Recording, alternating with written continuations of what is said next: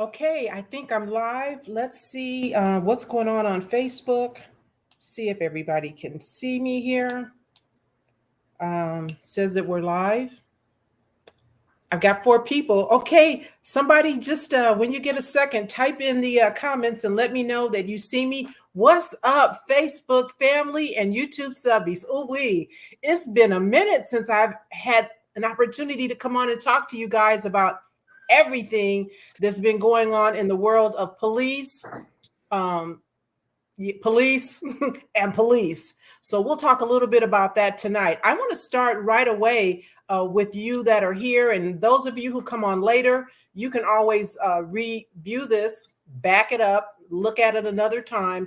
But I have a very special guest with me today, and I want to start with him because he's out having dinner and was gracious enough to step away.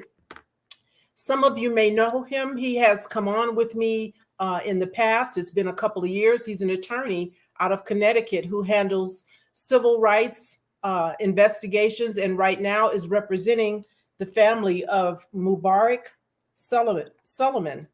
And I want to have him bring you up to speed on exactly what's going on with the case involving Mubarak Solomon. Now, this was a young man who was shot in February, I believe, January of 2020. And there have been some recent updates that attorney Mark Arons wants to share with you. So, Mark, I'm going to let you just go ahead, a little bit about the case, a little bit about you, and where we are right now. Great. Well, thank you so much, Cheryl. We love you here on the East Coast. You are bi-coastal, and you are famous. There's no doubt about that. And beloved in this community. But I represent the family of Mubarak Solomon.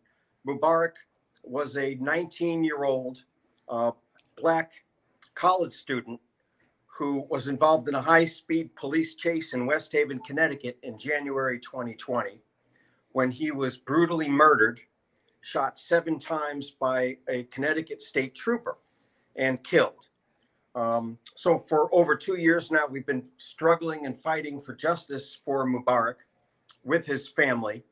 Mubarak, after the high-speed police chase, was completely surrounded by police. His car was boxed in with nowhere to go.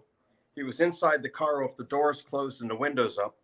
And in his possession was a steak knife. And within 30 seconds, this Connecticut state trooper shot Mubarak through the car window 7 times and killed him. So we've been doing the rallies and demonstrations, as you know, Cheryl, over the past year. We've been dealing with the Connecticut state's attorney, and more recently with the newly appointed Connecticut Inspector General. And fortunately for us, now after 2+ years, the Connecticut Inspector General has decided that this state trooper should be prosecuted and charged with manslaughter. So this is truly historic. It's the first time in over 17 years that a Connecticut law enforcement officer has been charged with any crime in relation to a shooting in Connecticut. And, you know, as far as it goes, we rest on the shoulders here on the tragedy of George Floyd, because that was the earth-shattering earthquake that rocked the civil rights world. And if it wasn't for that shift, I don't think we'd be able to say that Mubarak could have his justice dealt with the state trooper. So the family and I are all thankful to George Floyd's family and for unfortunate tragedy as that was. The state trooper is being arraigned this coming Tuesday. So it's truly historic. It's a great day for justice for Mubarak and for the civil rights community. And the family is hopeful that this will have repercussions across the country, just similar to the way that George Floyd's murder did. It's one step on top of the other. You know, each little step adds to it. Mark, do we know what the charge is? Because the article that I read that you shared with me says that he's been charged, but they didn't actually say what the charges are. Do you know? He's charged with manslaughter, first-degree manslaughter. And can you explain what that would mean if he were to be found guilty of that? Because listen, we already know that in state court, you're only going to get half of whatever you're ultimately sentenced with. We now know that Jason Van Dyke, who shot and killed Laquan McDonald, although he was given 7 years, family, for those of you who were distracted by the other nonsense going on, was released in February. He actually only really did 3 years on a 7-year sentence. And so what would it mean, best case scenario, if this officer, whose name is Brian North, if he were convicted, what would that mean? Well, the maximum sentence for first-degree manslaughter is 20 years in prison, which is not insubstantial. And there's also, I think, a potential $20,000 fine, which is nothing. And, you know, all things considered, we think that's the right charge, because I don't think, given the standard of burden of proof beyond a reasonable doubt in these criminal cases, I'm not sure anyone could get a conviction for murder for this trooper. So I think manslaughter was appropriate. And considering it's the first time in 17 years, it took a lot of chutzpah, as we say, for the Inspector General to do this in the first place. And a lot of hand wringing on top of that, because I know that you have been waiting patiently, as well as the family, if you will, for some sort of redress. And it took a mighty effort on behalf of the family to have the stick-to-itness to continue to deal with this. Because listen, fam, we don't get to change. I mean, we can change channels, but the family doesn't get to. They've been dealing with this nonstop. And I'm just so honored and happy that I was able to play what I think is a very small role in having the Inspector General listen and read my comments, mention them in his report, and then come to the conclusion that criminal filing was necessary. What would the minimum sentence be? We know the maximum is 20 years. And listen, you and I, Mark, know he's not going to get that as a first-time offender and a police officer. So what would the minimum most likely look like? He could get 2 or 3 years with probation. You know, and there's always the opportunity that he could cop a plea too, depending on what transpires down the road here. Most of the time, as you know, these cops don't get maximum sentences. You know, the prosecutor in this case, who happens to be the same Inspector General, told us that he thinks that this trooper will likely want to have a trial and take it to trial and have his chances with a jury. And probably do very well if he gets up there and cries a river like right. Kim Potter did very recently, like we saw Amber Geiger doing in the case of Botham Jean. So, exactly. Yeah, I mean, why not roll the dice and see if you can't get a sympathetic jury? We know that it's very difficult for jurors to believe that police officers have done something untoward outside of the boundaries of the policies and procedures of their department. So let me ask you something, Mark, because I as far as I know, there hasn't been any sort of a civil suit or settlement in this case. Am I correct? I started the civil lawsuit in December. I sued not just Trooper North, but 2 of his colleagues who were there at the scene, along with 2 West Haven police officers, municipal police. So that's pending. We're hoping that there's also going to be a civil settlement, you know, compensatory damages and money paid to the family. And we'll see what happens come Tuesday when I have my first opportunity to meet with the trooper's defense lawyer. Is there a reason why you waited so long to file the civil suit and you didn't do that right away? Because we see, you know, some of the usual suspects. I mean, as soon as there's word of a police fatal shooting, they're Johnny on the spot right there the next day filing a civil lawsuit. Now, I'm not an attorney and I haven't played one on television, Mark, but I think if you have a criminal conviction, wouldn't that go far to help in a civil suit if you were to Sure. go to trial? Because most of these guys are not going to trial. They're just taking a settlement. That means whatever the municipality, the city was going to give them, they were going to give them that anyway. They're not rolling up their sleeves and going to trial, Johnny Cochran style. So is that why you waited, hoping that the criminal conviction would come first and better support the civil lawsuit that would then follow? Well, the practical reason really was that in Connecticut, like most jurisdictions, while there's a criminal investigation pending, and until there's a report issued by the criminal investigating authorities, they won't release the evidence.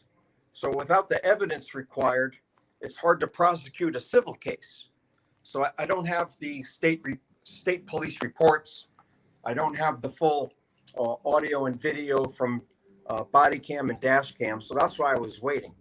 It only got to the point where the statute of limitations was coming up. So I had no choice. That I put the case into suit. And then, of course, the court issued a stay order to put it on hold pending the results of this criminal investigation. So now that we got the Inspector General's report, which of course was very favorable, and he wraps it all up in a bow for us and presents all the evidence. He really did most of my work for me. So I thank him. Robert Devlin, he did a really fine job for us. Family's very happy with it. But now we can proceed with the civil case also. Okay. Now, before I let you go, because I really want to respect your time, is there anything that the family in Connecticut needs to know to do going forward as we take these steps along the road to conviction, if you will, in the case of Brian North? Well, they have to be patient, and they have been. They've shown remarkable resilience over the past 2+ years. They've hung in there and they've been very strong. And at some point, as always in these cases, there's going to be some discussion of a quid pro quo, meaning the criminal case versus the civil case. The family has been clearly demanding justice, and rightfully so. And they've been saying they want the maximum sentence, but they also want to have the civil case resolved and receive monetary compensation for the loss of their son and their brother. So at some point, the criminal defense lawyer is going to ask me, what's it going to take for the family to agree to some lesser charge and a lesser sentence? And in return, we'll make sure that they get compensated monetarily through the civil case. That hasn't. In terms of the community, I'm sorry, but in terms of the community, is there something that they can be doing, something they should know? Are there some places where they could show up to make their presence known, to apply a little pressure to let folks know we're watching, we're paying attention, and we're standing in support and in the gap for this family? Is there something the community can do? The best thing, sure, that the community can do at this point is to contact the office of the governor of the state of Connecticut, Ned Lamont. Tell him that we're all watching, we're paying attention, the trooper's been charged, and that this family deserves justice, not just in the criminal context, but they deserve compensation from the state of Connecticut. Okay, perfect. Well, I appreciate you taking some time to come on and just update everybody on this very important step, unprecedented for the state of Connecticut with regards to a police officer being charged in a fatal incident of Mubarak Soulemane. And I hope you keep me posted. I know you will. I'll stay in touch, and I will continue to share the story as we move forward so that everyone else doesn't forget, doesn't get distracted, and will get involved and engaged there in Connecticut to the extent that they can to help move this along. Well, thank you so much. You've been a vital part of this process over the past 2.5 years. The family, of course, has participated with you. You know them. You've met with them. They love you. They're happy that you continue to be involved and an advocate in these important issues. So thank you so much for having me on tonight. I appreciate you, Mark, and take good care. We'll talk soon. Okay, thank you so much. Okay, God bless. bye-bye. Okay, family, so there you have it. Attorney Mark Arons from the great state of Connecticut, who's here speaking with all of us about what's been going on with this particular case. And I'm really happy to know that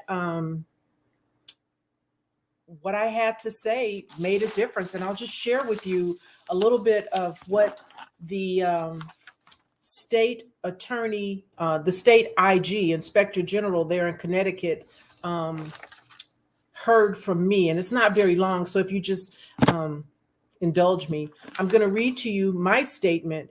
And he included it in his report, which is about 133 pages, but he included my expert opinion. And here's what I had to say. As a retired 20-year veteran sergeant of the Los Angeles Police Department, my duties with the LAPD include investigating use of force incidents. Counsel for the Solomon family consulted me regarding this case, and after my examination, my opinion was that the use of force by Brian North was unnecessary, excessive, and a violation of police policy. It goes on and it says, her report states, Mr. Solomon was seated inside his vehicle, completely contained with the driver's side window up and door closed. At the time, Trooper North fired 7 shots into the driver's side window, fatally wounding Mr. Solomon. At the time the shots were fired, there was no immediate defense of life for the officer or any others, as Mr. Solomon did not have the ability to harm any of the officers within close proximity to his vehicle. Officers are trained to use deadly force as a last resort and only after all other alternatives have been exhausted, including de-escalation techniques. The tactics used leading to this fatal officer-involved shooting were contradictory to the training and actions which a reasonable officer would deploy. This was my statement, and it became an appendix of the decision, the conclusion that the Attorney General came to, that the Inspector General came to there in Connecticut. And, you know, for those of you who don't know the story, what happened is that he is mentally ill, suffers from schizophrenia, Mubarak, at 19 years of age. However, he was functioning. He was enrolled in a community college and was, doing what you would expect 19-year-olds to do until on this fateful day, he had a mental episode. And there was a police pursuit, and they pursued him, and they ultimately surrounded his vehicle. And you can Google the incident and you can see what happened in that incident. Officers had completely surrounded his vehicle. There was really nowhere that he could go at that point. And even this trooper, Brian North, had pulled so close alongside the driver's door, it was impossible for Mubarak to even open the door.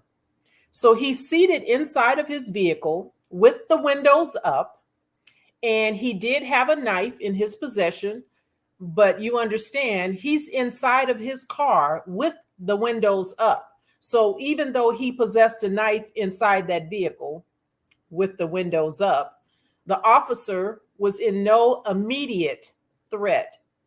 There was no reason for this officer to fire 1 round, let alone 7 rounds. But because officers are crafty, and Brian North allegedly seemingly is, he yelled out to the other officers who were also positioned all around the outside of Mubarak's car. There was another one who was on the passenger side. And I believe at some point he was trying to break the window to tase Mubarak. But what Brian North did is, because he couldn't wait, he just needed to get in there and mix it up. He breaks out the window on the driver's side. He's yelling to the officers that Mubarak has a knife. You know, suspect's got a knife. He's got a knife. Well, okay, he's got a knife. It's on his lap. His windows are up. His door is closed, unable to be opened because you're pinning it with your vehicle. So again, Mubarak is no threat. But he creates that audio record. You know, the audio record that officers like to create when they think This will get me out of whatever trouble I'm about to get in. So he yells, he's got a knife, he's got a knife, much like he's got a gun, he's got a gun, right? Or like we heard an officer say, taser, taser, taser, right? They create that audio record for later purposes of trying to explain away, minimize, and mitigate that bad behavior that they're about to engage in. And so this officer, Brian North, says, he's got a knife, he's got a knife. Officer North, he doesn't break out his window. He doesn't break out the window on the driver's side. He just shoots right through it. He fires 7 rounds, which ultimately break the window and kill Mubarak. And so that's the incident. That's what's going on. And there's a lot of rules and regulations that are very different over there in Connecticut. And that's why it's taken from 2020, January of 2020, up until now, for the officer to finally be charged, albeit manslaughter. And now we have to wait and see what happens if there's a trial, because he very well could, as the attorney said, take a plea deal if the family would be okay with that and allow it, or if the prosecutor deems that that makes more sense than going to a trial. Or maybe, as the attorney alluded to, Brian North might take a trial and get on the stand and, turn on the waterworks and see how compelling that might be for a jury. So we'll have to wait and see. But I hope the family there in Connecticut will pay attention to the case of Mubarak, Soulemane, Mubarak Solomon, 19 years old, shot and killed by Connecticut State Trooper Brian North. So that's what's going on with that. But listen, family, it's been a minute since I've been here to talk to you guys, and I'm looking at the comments. Al, I see you. Pam is jamming. What's up? James Hudson. It's just me. I'm a one-man gang, family, so I'm not going to be able to do a whole lot of typing. And Facebook family, I can't talk to you at all.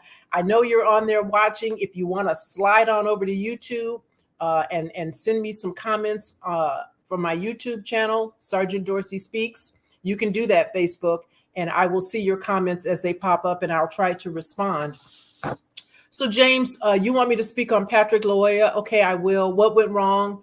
And I'll talk about that as well. But let me just say this. I'm going to go through my little list of notes because I've got a couple of things that I wanted to talk to you guys about. But before I do that, let me just say hello and thank you to my sponsors, my channel sponsors, Boss Inc. on Instagram, Boss Inc., as well as Amani Jewelry Tracy.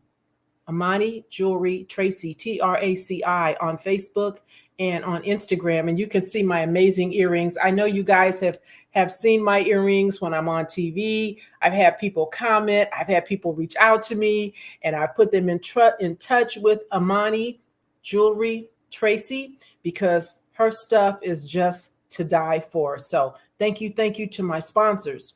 Now, let me say this. I mentioned a little bit about Jason Van Dyke. For those of you who don't know, he was released in February of this year after only serving a 3-year sentence on a 7-year conviction.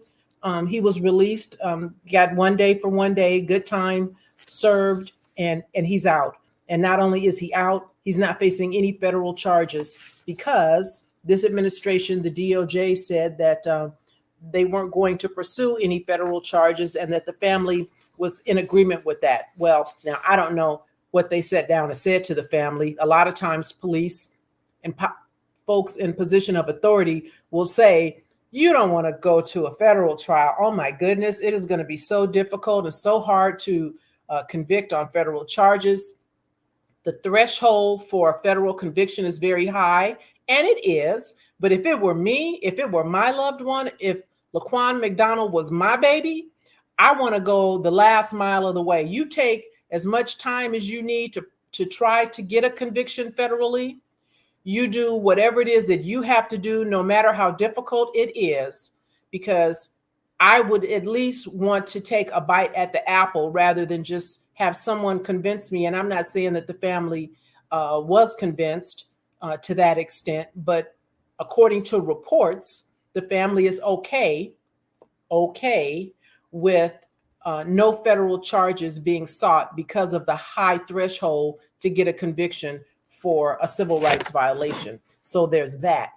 Then also dealing with cops who've been convicted, and convictions don't really seem to mean a whole lot, because now, much like Amber Geiger appealed her conviction in the fatal shooting of Botham Jean, the court denied it, but she appealed it nonetheless after all those hugs from the family and Bibles being passed out and hair being made pretty while she was on the stand, all of that. She appealed her conviction. She was denied. So now we know Derek Chauvin is appealing his conviction. And what his attorney is saying in the appeals process for Derek Chauvin, there are a number of reasons why the attorney thinks that he should get his conviction overturned and a new trial. One being that the jurors were allegedly intimidated by the protesters who were outside. The jurors weren't sequestered. And because they weren't sequestered, they were able to hear and see coming and going to court, I would imagine, is the assertion, all of the protesters. And so that somehow intimidated the jury. Also, the fact that there was a $27 million settlement prior to the criminal trial. Now, you guys already know how I feel about the Lollipop Gill, because you've heard me talk about them, mentioned them a little bit earlier in this instance. And I always believe there's plenty of time to get money. You can get that money, but let's get the criminal conviction first. And then if you had the chops and actually went to court and went to trial and didn't just settle, didn't just take what they were giving you, because 9 times out of 10, what we see are cities just saying, oh, here's a whole lot of money, $27 million, by the way, record-breaking settlement. And you don't have to do nothing but just show up and say, please and thank you, right? You're not going to court. But if you had gone to court and fought, that would certainly speak volumes when that civil trial came around. And so now Derek Chauvin's people on his behalf are saying, well, listen, there was a $27 million settlement before the criminal trial even started. And the jurors knew that there was a $27 million settlement because it was talked about during the voir dire process when jurors were being picked. So that too put something in the mind of the jurors who are going to be deliberating that this guy is guilty. He's got to be guilty because the family has already received $27 million. So Lollipop Gill, gee whiz, can you just wait? Can you just wait and let there be a criminal trial and a conviction before you start lining your damn pockets? Could you, Lollipop Gill? I'm just saying. The other thing is that the Minneapolis Department of Human Rights had conducted an investigation, and what they have found out with regards to Derek Chauvin and everything else that goes wrong in Minneapolis on that police department is that there is a pattern of discrimination. Who knew?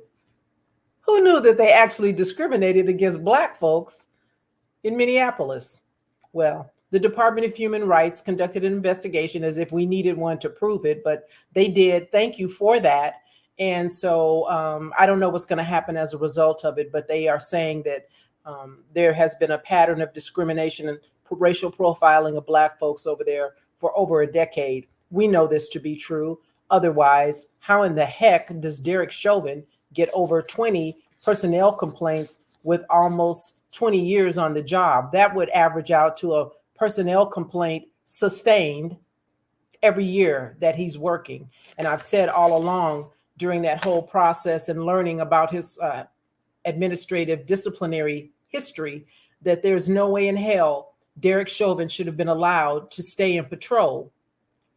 I know that police chiefs and sheriffs and commissioners will get on TV with me and say, well, we can't get rid of them because the police officers' Bill of Rights prevents that. Qualified immunity prevents that. Police unions are very strong and will fight feverishly against that. I get it. But here's what you need to know, family, and understand this. Put this somewhere back in your little memory bank. If you ever have an opportunity to talk to a police chief, sheriff, or commissioner, it is not a right. It is not a right to work patrol as a police officer.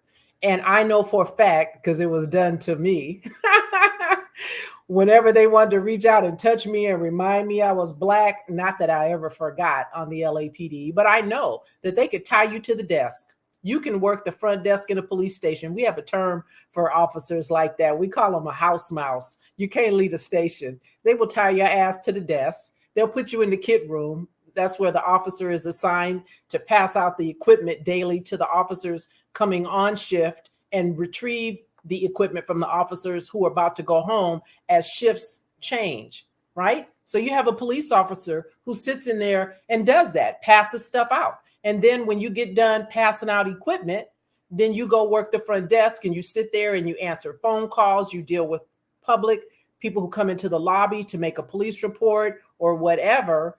You deal with that. And certainly many of these officers, Derek Chauvin, Garrett Roth, I think that's the name of the officer that shot Jacob Blake, who's back on the job after having been fired because they said, oh, we couldn't fire him, or we didn't follow procedure firing him. So he got his job back so he can shoot another Black man in the back 7 times, as he says that person is reaching for a knife that's in the car, maybe on the floor, not within proximity. So you can't get Garrett Roth off the police department, tie his ass to the desk, put him in the kit room and have him pass out box of flares. There's so much that police officers, that police departments, police chiefs, watch commanders, lieutenants, captains can do with a Derek Chauvin. They choose not to. So know that when you hear a police chief say that I don't have the juice, because it don't get no higher than a police chief, when they say that I don't have the juice to get an officer off the department, they got the juice to get them out of the field. This I know. So there's that. The other thing that I wanted to talk to you a little bit about is Patrick Lyoya. Somebody asked me about that. So, okay, so here's the deal. I mean, we know that it was a traffic stop. It was a vehicle registration. Now it's kind of morphed into a situation where they're alleging to Patrick having what we call hot plates on a cold car. In other words, they're trying to make it sound like maybe the plates that were on the vehicle he was driving didn't go to that car. Were they plates that had been taken off of another car and put on that vehicle? Was the vehicle he was driving stolen and it had plates that went to a Chevy? What's a Chevy? Camaro? And he's driving a Hyundai. I'm not a car girl. Don't judge me. But you understand what I'm saying. So he's driving. I don't know what he's driving. I'm just using this as an example. But let's just say if he was driving a Chevy and he had a plate on the car that came back to a Honda. Well, if as a police officer gets behind the car and runs it and he sees this is a Chevy and the plate comes to a Honda, well, he wants to investigate that. I don't know if that's the case. That's what's being reported right now as they try to dirty up Patrick, like they always do whenever someone, is killed by the police. And you guys know what I always say, once the police kill you, well, then there's only one version of the story. And that's the one that they're telling. So we have that situation. They have named the officer in that instance. His name is Christopher Dorner from the Grand Rapids Police Department. He's been on the police department for about 6 years, according to reports. He joined in 2015. And the article that I found that speaks to them naming this officer, Christopher Dorner, it was really interesting because they spent a lot of time in the article talking what sound like to me about how amazing Officer Dorner is. I mean, I think he's a missionary, and he goes and spends a lot of time in Kenya, doing the Lord's work. Him and his wife, they just love those Kenyans so much that they decided that they wanted to get married in Kenya. And so that's what they did. And wow. So, I mean, Would he kill somebody from the Congo because he has a problem with Africans or Black people? Surely he wouldn't. He got married in Kenya, right? Anyway, so they went on and on about that in the article. And so now I'm waiting for them to have more to say. I'm sure somebody somewhere is looking under the couch cushions to see what they can find out about Patrick Lyoya to dirty him up. So that's what happened. We'll have to wait and see. I know that there's a contingency of folks out there who are going to say, well, if he would have just complied, if he hadn't got out the car and run, we wouldn't be here today. And I've kind of heard a little bit about what the Lollipop Guild have to say in their explaining what was going on, which probably is not going to fly because, listen, I'm just a little old patrol sergeant. But when I listen to their narrative, I don't think it's going to hold water with the jury. That's just me. I wish them well.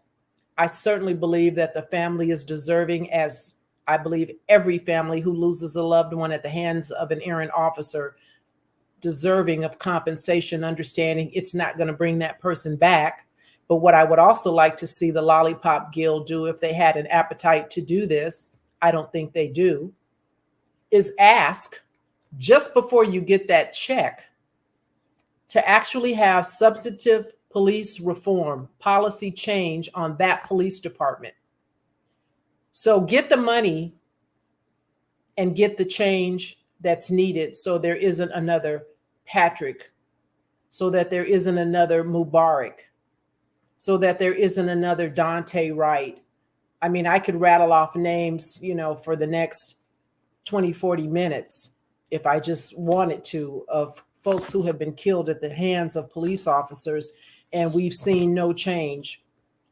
And no change is coming, be clear, because we don't even hear anyone speaking about the George Floyd Justice Reform Bill anymore. We don't even hear them talking about that. Everybody's consumed with what's going on over in Ukraine and with COVID and every other thing that they can come up with to talk about. And so that whole George Floyd Justice and Reform Bill is a thing of the past. But listen, I've already said that even if it were to pass, it would do nothing to stop errant officers, because the things that they talk about, and listen, the talking heads, the folks who are proponents of passing the bill know that prohibiting no-knock warrants on the federal level, because that's what the George Floyd Justice and Reform Act would do, prohibit federal no-knock warrants. That would not do anything to stop another death, as in the case of Breonna Taylor, because the only people, mostly, won't say only, I won't say all and every, but mostly no-knock warrants are served in the midst of a narcotics investigation. And no-knock warrants are generally served by municipalities, generally served by local police. So go ahead and prohibit federal no-knock. Lollipop Guild. Federals don't serve no-knock warrants. They don't come in your house and kick in your door in the middle of the night on a no-knock warrant. And that's why having passed it, if they were successful, would mean nothing. But anyway, we'll see. I just want you guys to know, so when they start blowing smoke up your nether regions, you can ask them to not do that, and tell them what you really want. Tell them what we really need, aside from real policy change. What we need is an end to qualified immunity, right? Qualified immunity is that thing that gives officers shelter in the first place when they use deadly force as a first resort rather than a last resort. And qualified immunity is not anything that the Republicans were even interested in discussing. Tim Scott said, Uncle Tim, he said that any talk of qualified immunity being ended was a non-starter with regards to the George Floyd Justice and Reform Act. And so everybody who looks like me, who pretends that this George Floyd Justice and Reform Act is going to make a real and substantive difference, is blowing smoke up your nether regions. I'm just calling a thing a thing. So there's that. Okay, let me see. I want to try to take a look at some of your questions and see if I can respond to them. Fireboy, thank you for the kind words. Lawrence, I'm doing well. Thank you for asking. I appreciate it. And I know it's been a long time, family, since I've been here. And I know some of you probably had given up on me, but if you saw the notification, welcome back. Thank you for coming back. And I probably will start back up doing this every Thursday at 5 p.m. on the West Coast, 8 p.m. on the East Coast, and get back into a routine. I really needed to just kind of step away, family, just for a minute, because I was very concerned about my own mental health. And, I continue to get alerts every day about things that are happening all over the nation. And some of you were very kind to share things with me so that I could talk about it, things that were of interest to you, that you wanted to know what I thought about it. And that's part and parcel as to why I came back tonight, because I had some folks asking me about this and about that. And then Mark gave me the good news about the Mubarak Solomon case. And I wanted to come and talk to you and update you on that and have Mark tell you what was going on as well. But there's not a day that goes by, family, when I don't get a Google notification based on what I've put in for keywords, that I don't see someone who looks like me being beat up, shot, and or killed, dying in custody somewhere every day. And so that's why I know that this stuff is not even close to being resolved. And I don't think that, the folks who pretend to want it over have an appetite for it to be over. And so I just had to kind of take a step back, do a lot of retail therapy, and just exhale, really just exhale. But I'm going to see what my mental health will allow, and I'm gonna come back and talk about whatever. It may not be police stuff. I may just tell you about the most amazing hat that I bought, because some of my Facebook family know I've fallen and can't get up, and now I'm in the hat game. So I might just come and talk to you about that. But I'll come back every Thursday at 5 p.m. Pacific, 8 p.m. on the East Coast. Somebody was just asking me about what's going on with, Pam, you asked me what's going on with Alex Villanueva. Okay, so here's the deal. Alex Villanueva is the sheriff for LA County. And there's been a lot in the news, and I've talked about it from time to time about my own beliefs about Sheriff Alex Villanueva. There are, within the Los Angeles County Sheriff's Department, 17 internal gangs, much like street gangs, much like, what we got down here in LA, right? What you might have in your town. The Sheriff's Department has 17 internal gangs, and they have names like the Executioners, the Vikings, the Jump Off Boys, the 3,000 Boys, the 2,000 Boys. I think those guys are over in county jail, depending on what floor you're on or what section you're in. East LA has the Diablos. Yeah, it's a thing. And they've been cutting up for a long, long time. And it's been rumored and reported, and all of this stuff that I'm sharing with you, family, don't just take my word for it. Listen, do your own due diligence, do your own research, whether it's coming from Sergeant Dorsey or whether it's coming from somebody else. Don't take anything that you hear at face value. Do your research and know that what you're about to share and spread is real before you share and spread it. There's plenty out there about these internal gangs on the sheriff's department, and people have been questioning Alex Villanueva, who grew up on the sheriff's department before he was elected as sheriff. And he's up for election, by the way, I believe this fall. So LA County folks, if you guys are not happy with the service that the Vikings and the Executioners are giving you, you have an opportunity to replace Sheriff Alex Villanueva. He's an elected official. And I know some of you think my vote don't count, or, why would I vote, and whatever else you think about not voting. Here's an opportunity to get rid of the LA County Sheriff and get somebody else in there who'll do something with these 17 internal gangs, who, by the way, are purported, allegedly, to go out and get tattoos, have ink parties when they beat somebody up, when they shoot and kill somebody, when they maim or harm somebody, they have ink parties and they get tattoos. And it's been well documented that even in their police stations, they have little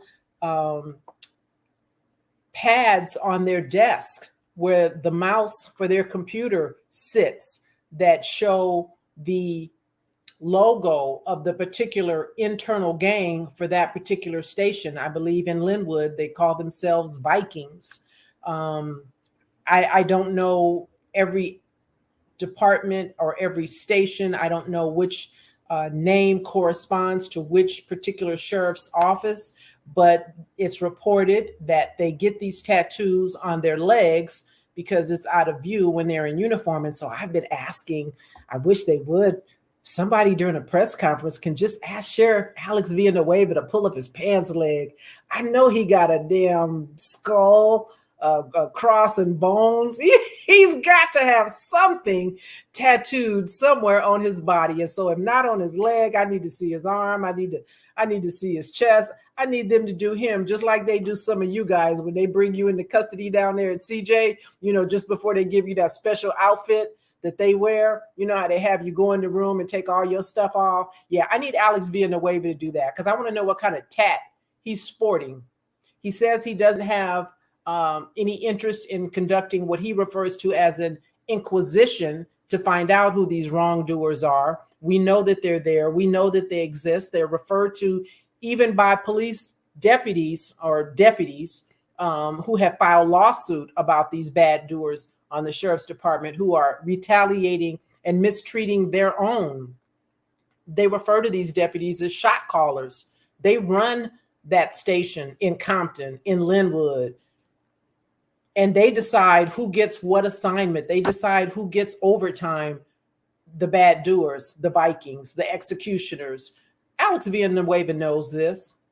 And it looks like there's something else going on right now with him where there was a LA Times reporter who discovered that they believe he was covering up some wrongdoing. I think it was an assault, a beating of someone in the jail. I think it was a brother man who was beat up.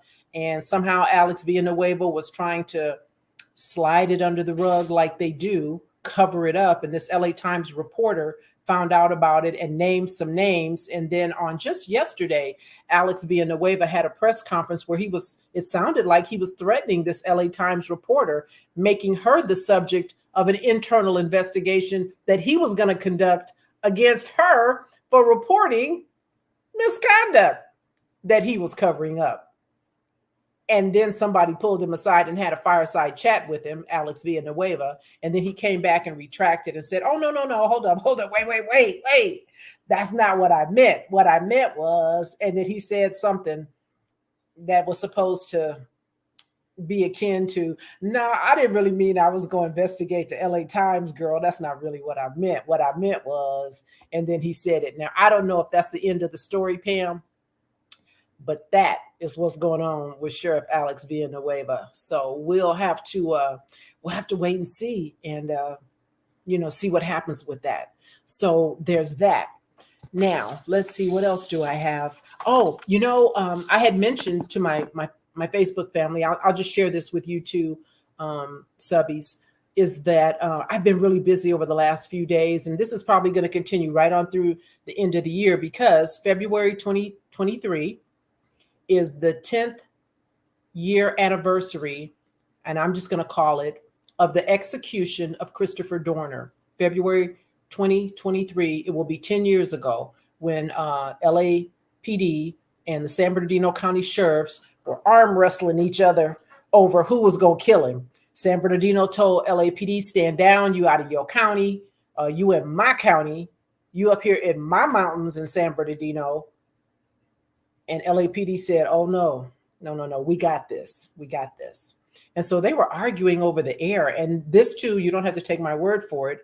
There was a really, really good 6-part article written in the LA Times that I'm sure that you can find it in their archives. And it's called, I think it was called The Manhunt for Christopher Dorner. And it was the 6th part, particularly, that I found interest in, because that's where you can actually hear or read the radio transmissions between San Bernardino sheriffs and the Los Angeles Police Department about who is going to get to kill this Negro, me or you or me. So because we're coming up on the 10-year anniversary, there are folks who are very much interested in reporting about that back in 2013. They're very much interested in hearing from this little police expert, not only about LAPD, but what I think about what happened and what I think about Christopher Dorner. Now, let me just say this before some of y'all lose your shit. I don't condone what Christopher Dorner did. I don't condone what he did. He murdered people who had nothing to do with anything. I don't condone that. But I understood how Christopher Dorner got in his head to do what he did. As bad as it was, as wrong as it was, I understood. And that, my friends, is why I wrote my book, Black and Blue.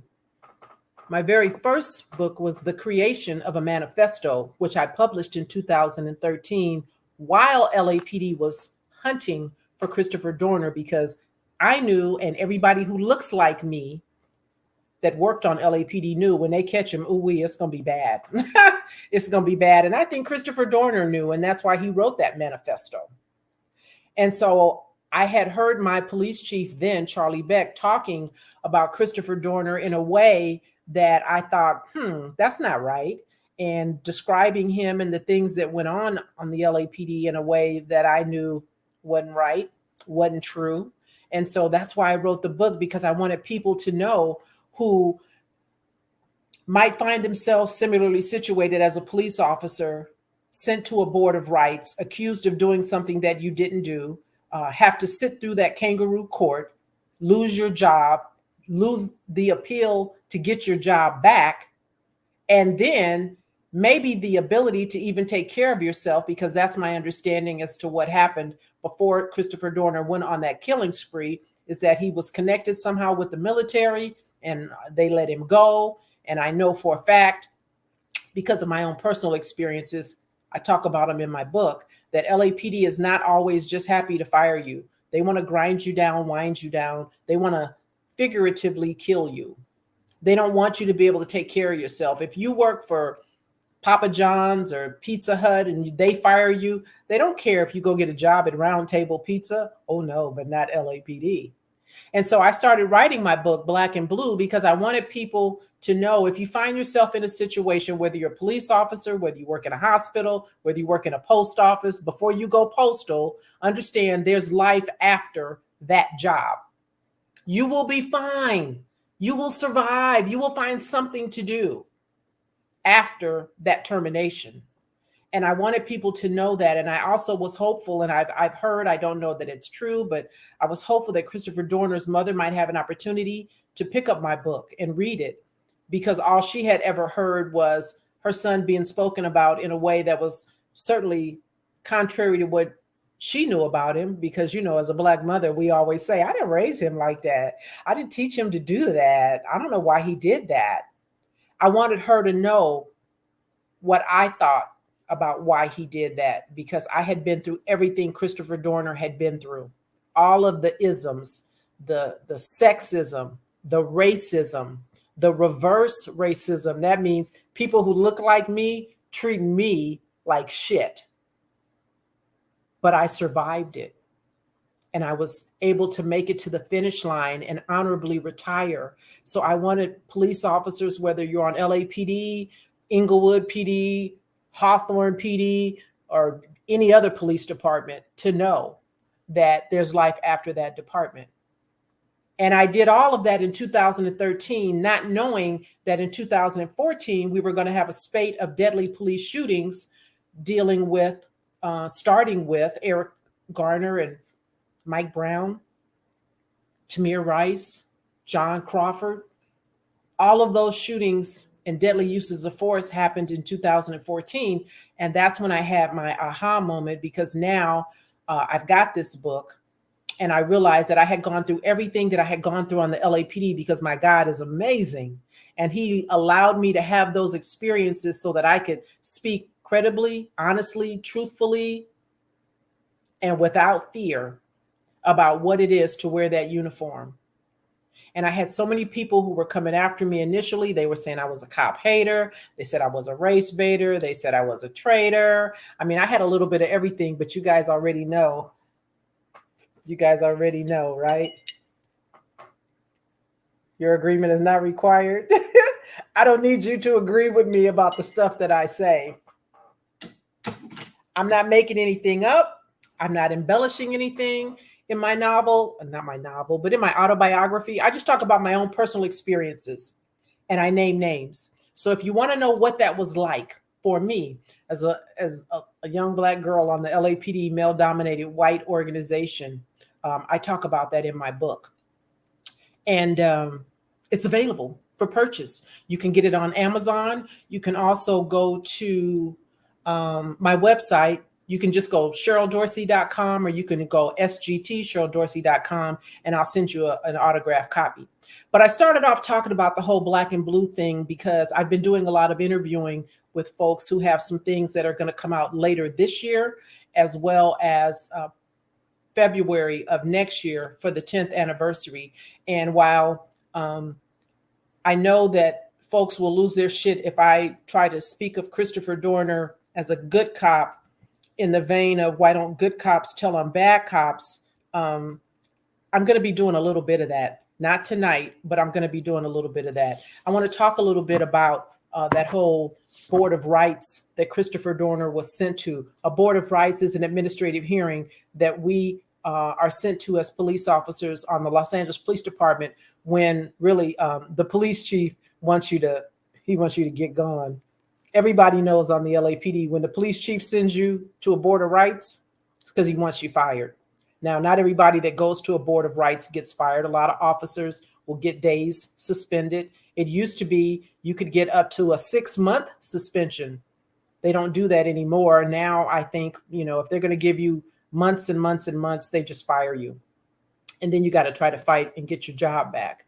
But I do want to talk about the good cop versus bad cop situation, because I also hear from folks, well, why don't the good cops tell on the bad cops? And I want to share a story with you that someone shared with me just today about a couple of officers from the Westfield Police Department. And I think Westfield might be in New Jersey. It's a brother man, Sergeant Freeman is his name, and a white girl, Lieutenant Stivale, Stivale. You can Google the story. And what happened is that these two had written up a white police officer administratively. They were disciplining him for racially profiling a Black motorist. This white officer named Christopher Forcinito, Forcinito, he had stopped a Black man for speeding. I don't think he was going that much over the speed limit, but nonetheless, he stopped him and wrote a ticket. I think shortly thereafter, either the same shift or another time, this Sergeant Freeman and Lieutenant Stivale found out that the same officer stopped a white man who was doing something that was far more egregious in their mind in terms of speeding. And the white man was given a warning. Now, listen, police officers have total autonomy and discretion during a traffic stop about whether you want to write a ticket or if you want to give somebody a warning. We have the autonomy to do that. And this officer did just that.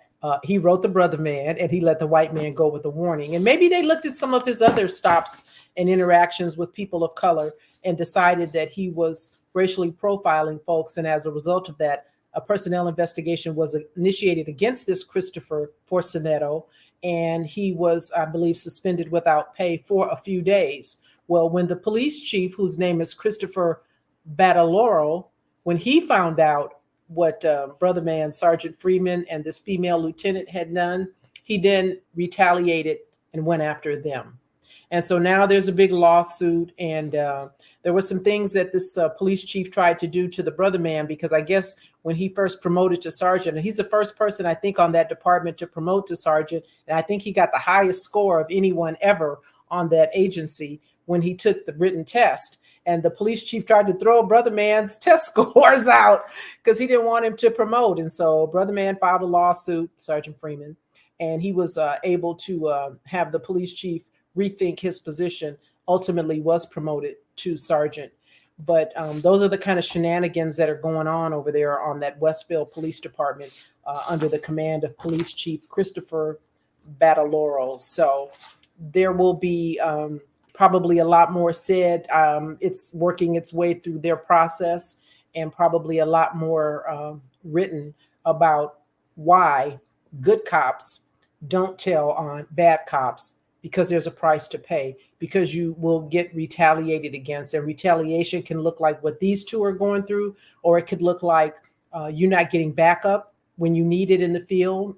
You ask for assistance, you ask for backup, and folks don't come, depending on who's working. You can be pulled out of a coveted position, much like my beloved sergeant who I worked for during my time on LAPD, Fred Nichols. I talk about him also in my book, Black and Blue.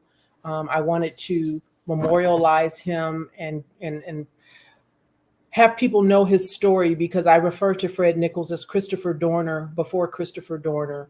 And I know that many of you who are listening to me today don't even know that name, never even heard of Fred Nichols, a Black man, a sergeant on the Los Angeles Police Department. You can learn a little bit about him in my book as well. But there's a price to pay. And sometimes that price can come from command staff. Sometimes that price can come from an immediate supervisor. And so it just depends on how you're situated. It depends on how well you know you, how comfortable you are in your own skin, as to whether or not you want to put up with what might come. I speak about retaliation that I had to deal with because, some of you subbies can be really a lot. And I've had people come on my YouTube page and say, you spent 20 years on the department. I can't believe that you didn't see this and you didn't do that. And I can't believe that you didn't get involved. Well, first of all,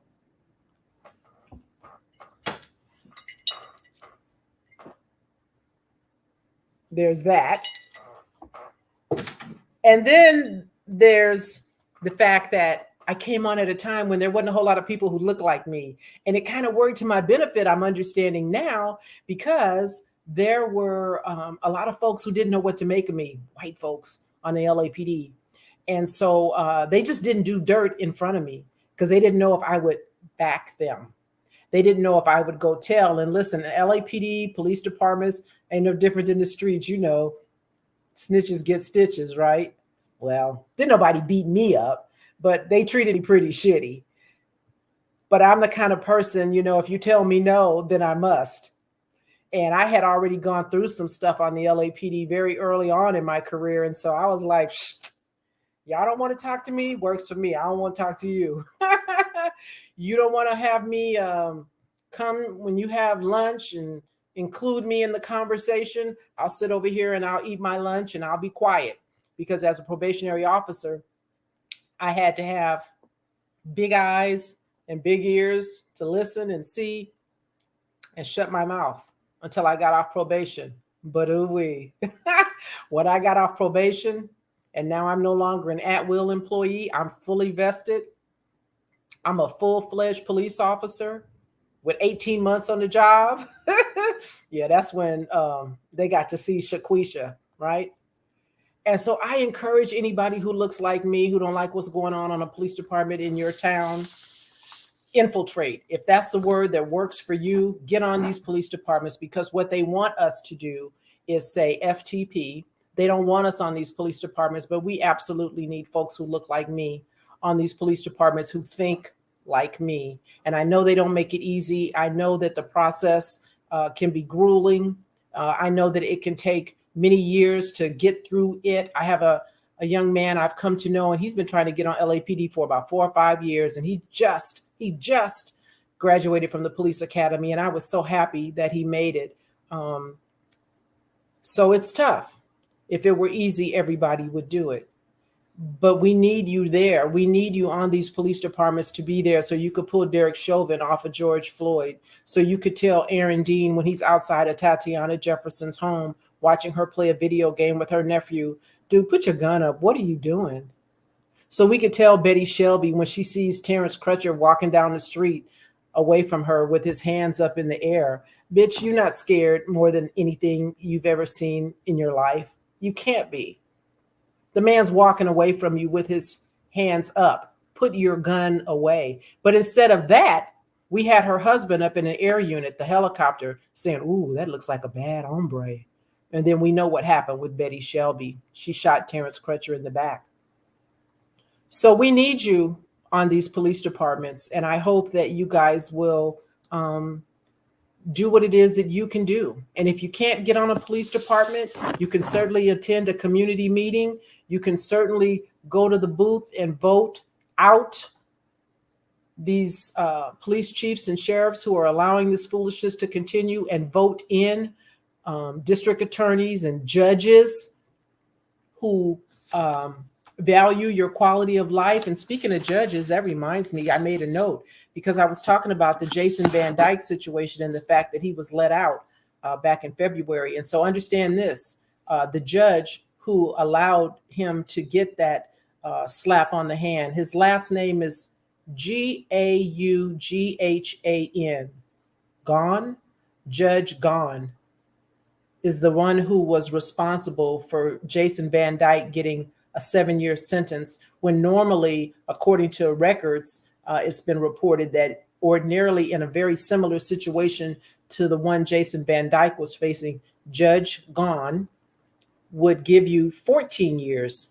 But in this instance, he gave Van Dyke 7 years. And so now we know he only really did 3. So it's reported that there was some investigation done about this judge. And because he's up for election this year, all they need are 60% of the voters to say yes.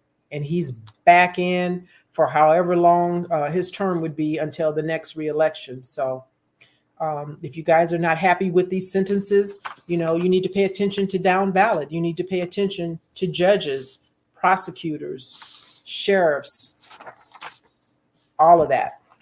You need to pay attention. So it's been fun. It's been real. It's been real fun.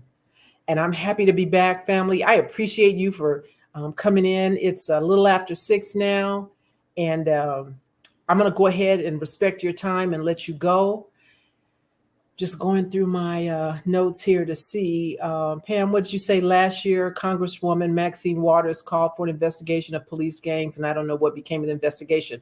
I don't either, Pam. They may have had the investigation. You know how they do, girl. They have an investigation. They come out with a finding, and they'd be like, "Thank you. Thanks for letting me know we got 17 gangs. Who knew?" And then they don't do nothing. So I don't know what's ultimately going to happen with Villanueva, but it seemed like he got some explaining to do, and he's not having a real good time of explaining right now. So when is my next book signing, Pam? Well, I do a lot of my book signing right here in my home. So if someone wants a book and you want it signed, just go to my website, SherylDorsey.com, or Sergeant, SGT, SherylDorsey.com. You can purchase the book there, and I will send you a signed copy. So that's what's going on right now. James, thanks for James Green, thanks for watching and tuning in, and 444 watching me. You guys kill me with these names. Thank you so much, James Hudson, TW, Lawrence, Lily. I appreciate you. Street TV, Sylvester. Thank you for subbing. Hashtag tell a friend. I will see you guys next Thursday, 5 p.m. Pacific, 8 p.m. East Coast. And if there's anything that you want me to address, if you have a question and you want me to speak on it, you can send me an email, sgtSherylDorsey@gmail.com, or you could go to my website. I have a contact page there. You can fill out that and ask me whatever it is that you want to ask me.